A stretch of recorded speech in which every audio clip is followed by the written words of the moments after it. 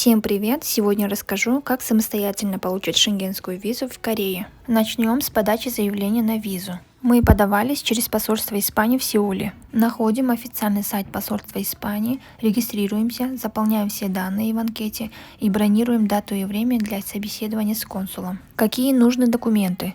Полный список документов сейчас видите на экране. Мы пришли в назначенный день, нас встретил приятный консул, провел небольшое собеседование, задавал такие вопросы, как цель поездки, сколько лет живете в Корее, по какой визе находитесь. После собеседования консул тут же принимает решение, выдавать вам визу или нет. В нашем случае консул одобрил нам визу и сказал забрать наши паспорта через 4 дня уже с готовыми визами. Кстати, собеседование можно проходить на корейском или английском языке. Теперь вы знаете, как оформлять шенгенскую визу самим без посредников. В следующем видео расскажу про цены в Европе и сколько же мы потратили за 10 дней нахождения в Европе. Пока-пока!